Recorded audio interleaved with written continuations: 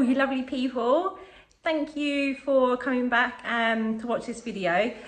So last week I put a post on YouTube just to let people know that my next video, it would be about me, about my life, and just to ask me questions, what you want to know, because it's only fair, you know, you watch my videos and you don't know anything about me, only what you see or what I show. So I am going to answer some of the questions. I mean, most of the questions that people asked me were like all the same things. So how I got to France, what did I do before I came to France, how I'm getting on here, that kind of thing. So what I'm going to do really is I'm just going to tell you all of it. So from the beginning, how I got here, what I did, etc. So that should answer everyone's questions. And if I haven't answered anybody's questions, I do apologise. There's some things, you know, that I want to keep private. So, but yeah, so this is going to be my video. And also I am going to bake a carrot cake. And I love carrot cake. It's my favourite cake ever. And it's really easy to make. So I'm going to show you that. Bake it and give you guys some information about me. So see you in a bit. We have got the flour. So that is 1 cup of flour, just normal white flour. So in there we need some cinnamon. In French it's cannelle. We need half a teaspoon of this. So I'm just going to put some in because you can do it to your tasting. So that is the cinnamon, and we need a pinch of salt. So in here we're going to put a little bit of salt, and then we need baking soda and baking powder. So I've got it already mixed, so you can buy it in France. So let's put that in. So for this you need 1 teaspoon of baking soda and 1 teaspoon of baking powder. So I'm just going to put a whole one of those in. And then this one, you just need to whisk it together and set it aside. And so I've just got a little whisk here just to mix it all in. It doesn't have to be done perfectly. We'll mix it all in later properly. It's really hard actually to film yourself. I've got a tripod, but it's difficult to keep trying to move the camera, so I'm just going to do this bit holding it. Right, so this bowl of mixture, you just need to set it aside. And now we are going to line a pan with parchment paper. Now I know I said I'm making a carrot cake, but I'm actually making a carrot loaf cake. It's a lot easier and smaller. So this is going to make enough for about 10 people, 10 servings. So you need to line your baking tray. And then you need a large bowl. And we need to cream together sugar and some vegetable oil. Now I have got the sugar here, so that is 1 cup of white sugar in there. And then you need to add oil. So it's 1.5 cups of oil. I've measured it already. 1 cup and a half. So now we need to mix that together. So now we need to add in some carrots. Now it's 1.5 cups of grated carrot. So I grated about 3 medium-sized carrots for this. So that is going to go in there in the mixture. I've got cake in my hair already. A bit of carrot. So now we need to add in nuts. You can use any nuts that you want, but I am going to use walnuts. And so you need 1 cup of chopped or crushed walnuts, which I've got here. So this is 50 grams worth. So in go the walnuts, and they give it a really, really nice flavour and a little bit of crunchy texture. And we're going to mix that in as well.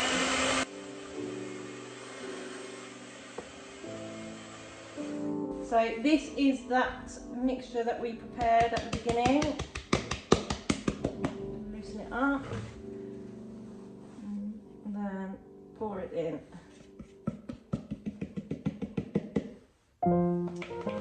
And this is the messy part. I'm going to get absolutely covered now.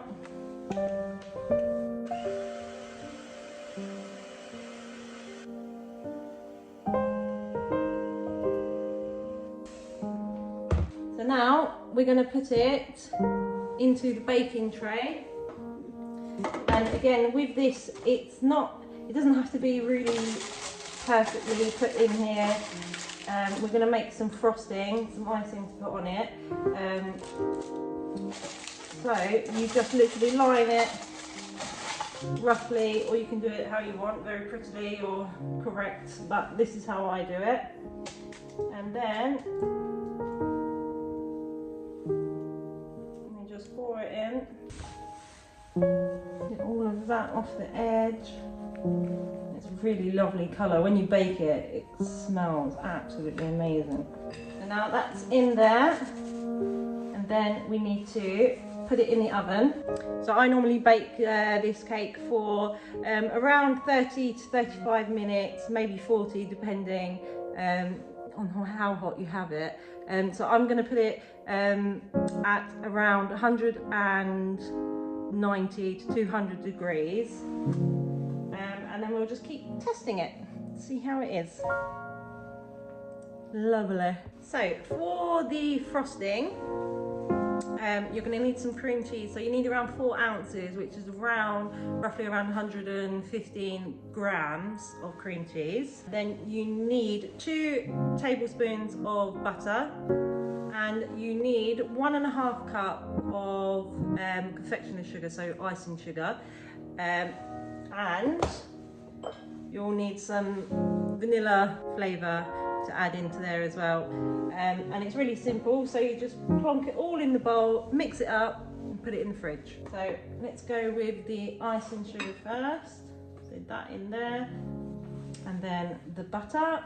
So all of this needs to be at room temperature, the same with the cake mixture. It just helps everything to mix in together more easily. And now we're going to add the cream cheese. And so for the vanilla, you want 1 teaspoon, but I'm just going to pour a little bit in there. There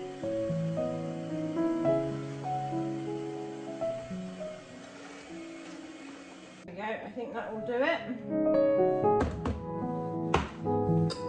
Putting it everywhere. Right, so this now is going to go in the fridge, and I'm just going to leave it in there until I'm ready to put it onto the cake. So once the cake's cooled down, once it's taken it out of the oven, then this will go on, and it should be a lot more sturdier, because now it's very, very runny. So now the cake's baking, I've got enough time to sit and have a little chat. I feel like I'm sitting here at a job interview or something. It was really bizarre to talk to yourself about yourself at a camera, but I'm going to give it my best shot, so be nice.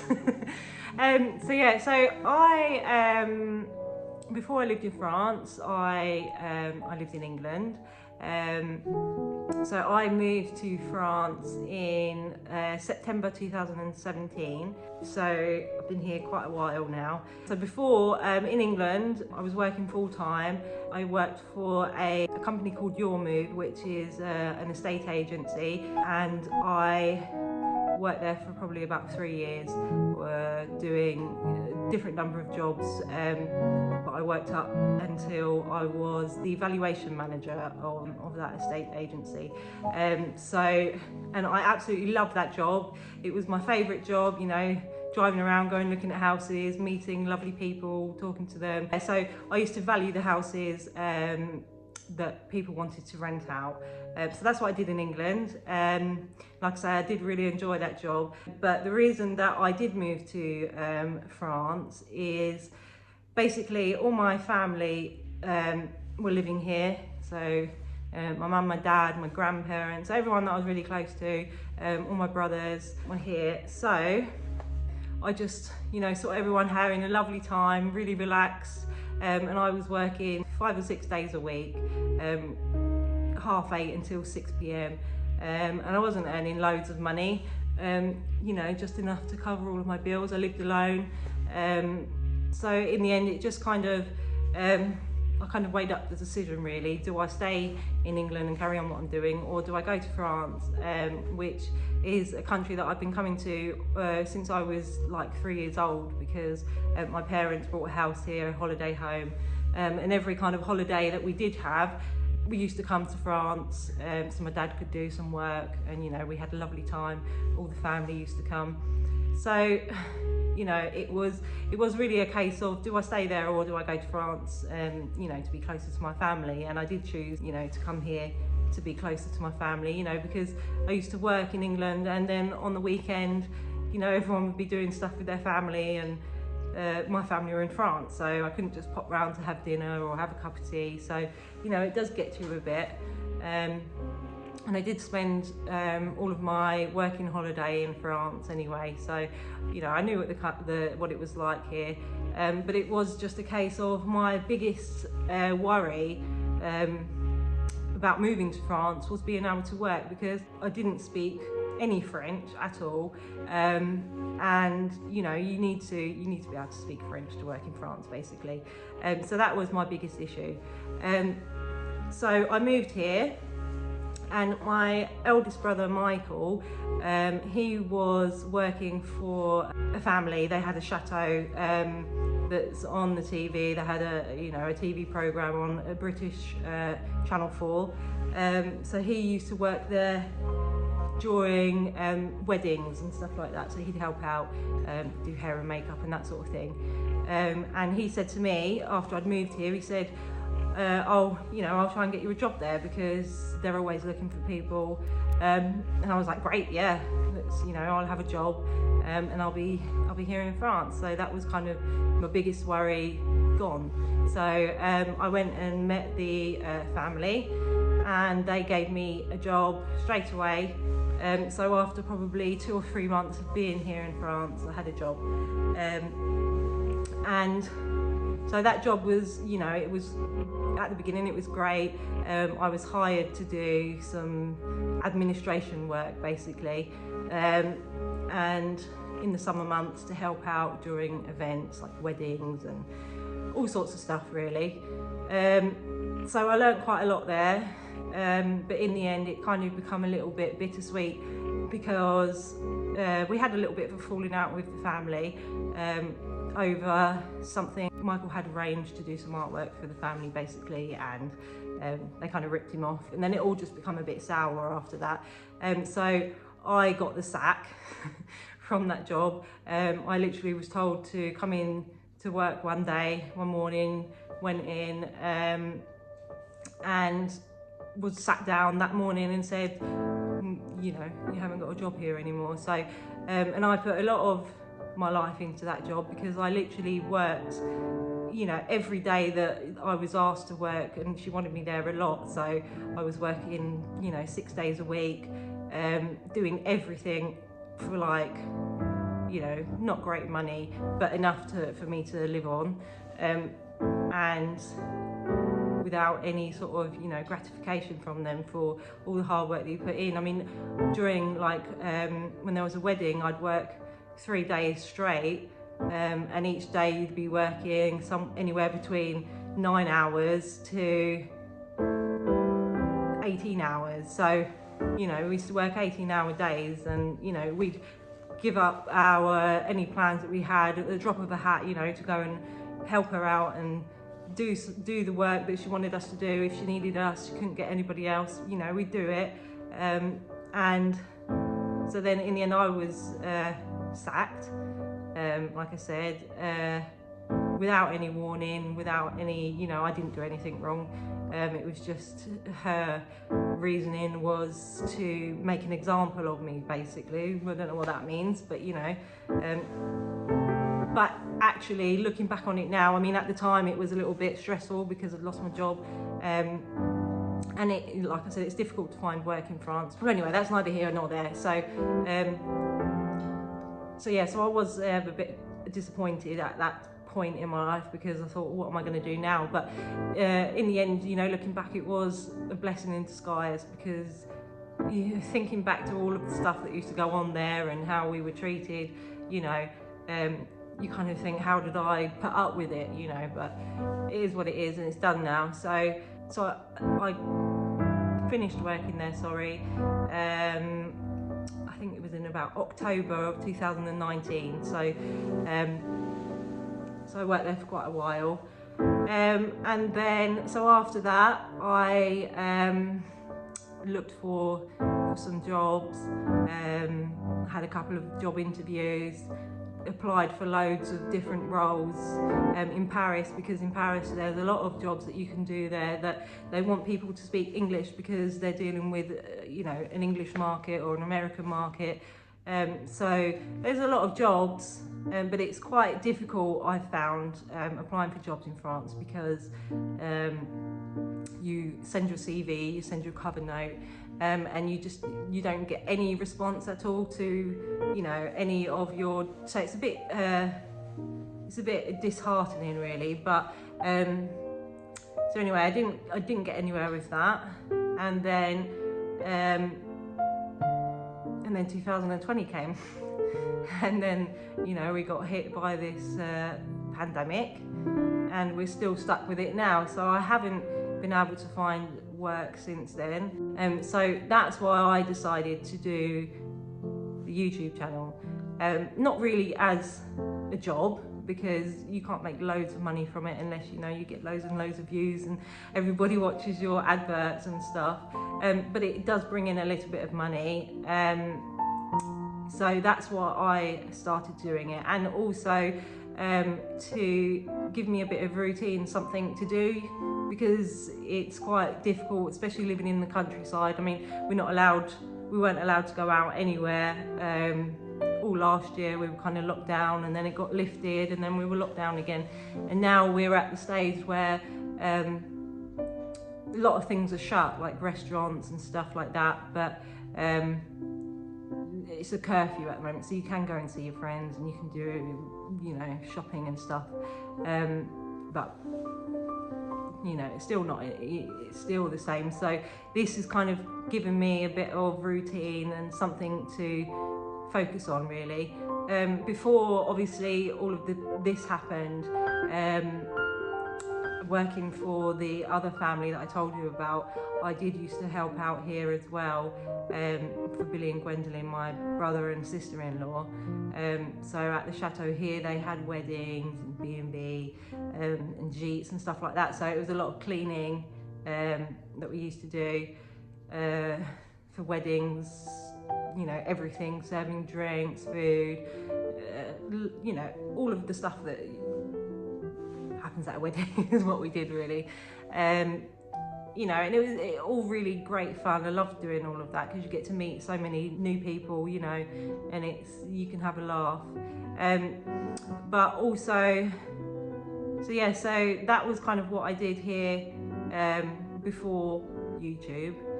And now I really want to try and make a go of it and see, you know, if I can build my channel. I mean, I get quite a lot of views, and I'm really lucky that I have two brothers that also have YouTube channels, and they're doing really well with theirs. And Michael, my oldest brother, he gave me a shout out for my first ever video, and I got lots and lots of views. But you know, since then I have grown. I've learned how to do things, you know, like editing. I was absolutely rubbish at it, and I used like the most basic editing system that there was, because I didn't know how. I'm not very good with computers and cameras, and never have been. So yeah, so it's been a real learning curve, and since the first video, you know, I can admit it wasn't great, but it was something, you know, and a lot of people enjoyed it. I got a lot of good feedback from it, and so yeah, so it's just learning how to do everything and growing from there, really, that will hopefully you know, build my YouTube channel. So yeah, so that's what I'm doing at the moment. And so somebody asked me, or a couple of people have asked me, why I don't put or have my daughter in any of my videos. So she was in the first video, but she's quite shy. She's 12 years old, and you put a camera on her, and sometimes she's, you know, she's a moody teenager, and sometimes she's shy. So it just, you know, if she wants to be in my videos, she can be in them. Mainly I film my videos during the week when she's at school, like today, or at the weekend she's normally with her friends. So so she's not around really. So, but also, so the plus side of obviously having a YouTube channel is great, and you get lots of lovely people, really nice comments, and then you get some really horrible people, and I've had that since the very first video.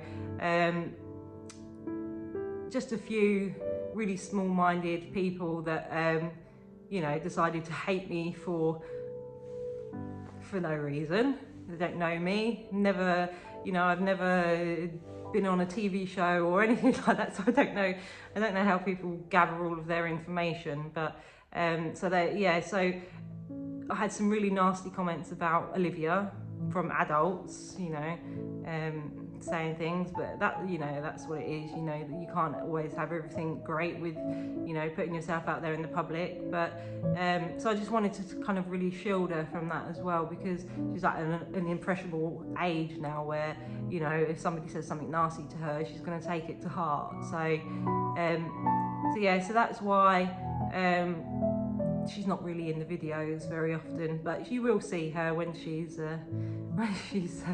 around. So yeah, and so somebody else asked me about my hair. I've got really long hair, and I've said it before, I'm not ashamed to admit it, it's not my natural colour. I do dye my hair.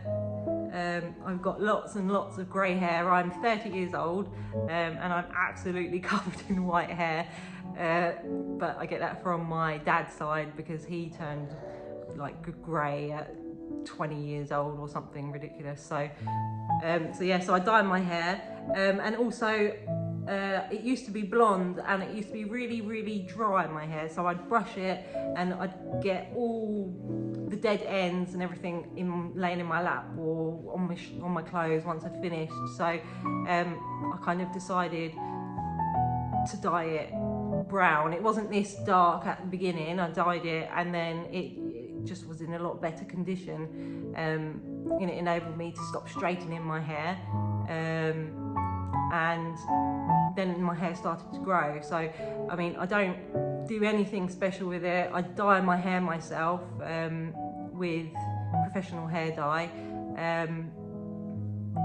Yeah, so I just, you know, it's gotten long because I haven't really cut it. I give it a little trim every now and then.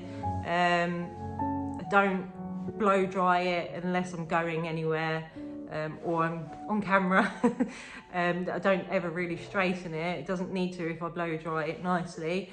And yeah, so I just use any shampoo that's for coloured hair, or for dry hair, and I put, so once if I'm styling my hair, so if I'm drying it or using a hair straightener, I'll always put some oil in my hair. So you can buy you know, like hair elixir or hair oil from any supermarket or beauty shop, you can find them. And I just put, so I've got lots of hair, I've got enough hair for like 3 people, it's so thick. So I put lots of that in. I don't put it on the roots because that gives you greasy hair, but just all through the ends. And so yeah, that's why my hair's so long, because I don't cut it, and you know, dyeing it this colour doesn't really dry your hair out or anything, you know. So yeah, so that's how my hair is so long and luscious. So yeah, so somebody else asked me, do I like to cook, or does Mo do all the cooking? So Mo cooks normally on a weekend or something like that, or if he's making something that's like Algerian food or something like that, because he's very particular about, you know, if I make it, he enjoys it. So I've made couscous before for him, and he said, wow, it's amazing, but you can just see in his eye that he's not quite enjoying it as much as if he'd made it. So yeah, so Mo does cook, but I do enjoy cooking, and you know, I cook every night really. When you see Mo cooking on the TV, it's just because he's making something that he's really good at making. So yeah, so that's it really. Somebody else asked me if I have any hobbies. So at the moment I don't have any hobbies. So growing up, since I was, you know, big enough to walk, I've had horses. My mum had horses before me all her life, and my dad, and so yeah, so literally since I could walk, I was riding horses. We've ridden for probably about 3 years now, but yeah, so horse riding is my passion, and I'd absolutely love to be able to have horses now, but I just don't, I can't afford it, and don't have the facilities really. So in the future, I'd like to buy somewhere in France with some sort of barn that I can, you know, turn into some stables, and a little bit of land to have some paddocks, and to have a menage to ride in. So that is the dream. But at the moment, you know, I'm starting from scratch. Mo at the moment, he's building a business. He does fibre optic, so he manages people that fit fibre optic all around France. So that's what Mo does. Somebody asked me what my 5-year plan is, 10-year plan. So yeah, so I just see myself, you know, I don't know whether YouTube will still carry on. I'd like it to, because I do enjoy it, and it gives you a bit more freedom than, you know, having a 9-to-5 job. But I also am quite happy to work. I've worked all my life, so it's no problem to me, you know. Just something that, this is something that I can do even if I'm working full time, you know. I can, on the weekend, film a video. So yeah, so people, like I said, people don't understand really, like in terms of filming a YouTube video, you kind of just see the end product, but actually it takes a lot of work. So normally it would take me a whole day to film something, or if I'm going somewhere, you know, it takes a whole day to film, get everything in that you want everyone to see. And then for me at the moment, I'm using a new editing system that Billy and Michael use, and it's it scares me, but I'm getting used to it now, and it takes me probably a day to edit a video, a long video. So, you know, it takes about 2 days to produce a video for me at the moment, and you know, so a lot of work does go into it. So I really do appreciate everybody that watches, you know, and if the adverts, I know the adverts come up and they're really annoying, but if you can watch them, you know, it helps us YouTubers to make a little bit of money, you know, per view.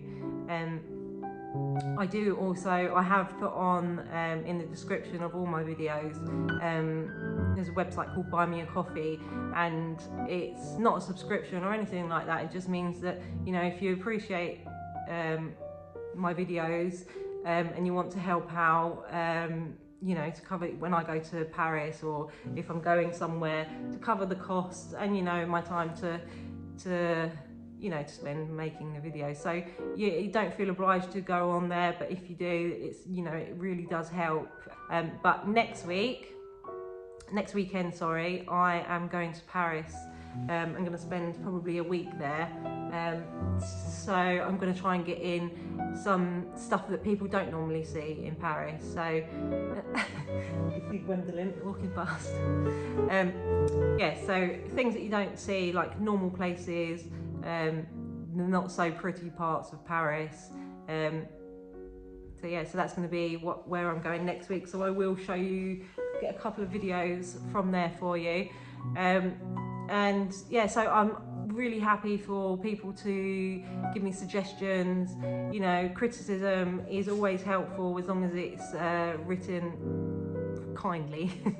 You know, I'm really happy to, you know, take on board people's critique. But so yeah, so anything that you think will help me, fire away. Just be kind. So yeah, I think that's all really. Somebody else I think asked me, do I like to read? Yes, I love to read. I read every night, and I read for a couple of hours every night before I go to bed. It helps me to sleep. So I love all fiction novels. I really, my favourite author is a gentleman called James Herbert, and he writes a lot of like ghost stories. He's done quite a few actually, and I really enjoy that kind of story.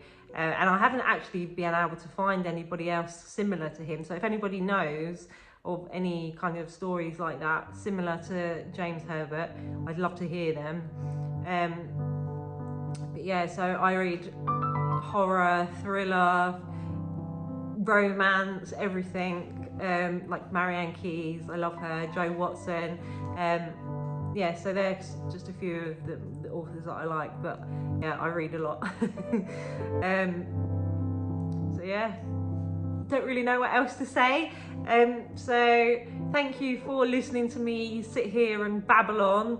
I hope I didn't bore you to tears. If I did, I apologise.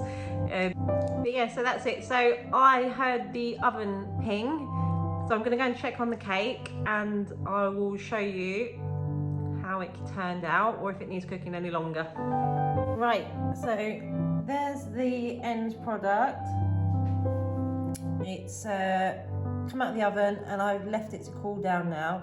And I've just got the icing out of the fridge. I mean, it's not really perfectly set yet, but it will do.